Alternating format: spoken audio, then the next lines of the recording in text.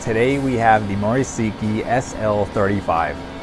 This machine comes with a 10-inch 3-jaw hydraulic chuck with a 3.1-inch bore, a hydraulic tailstock, 12-station turret with plenty of tooling, Fanuc control, 3500 RPM. For full specs, I will list it in the description below. Let's take a look at the machine.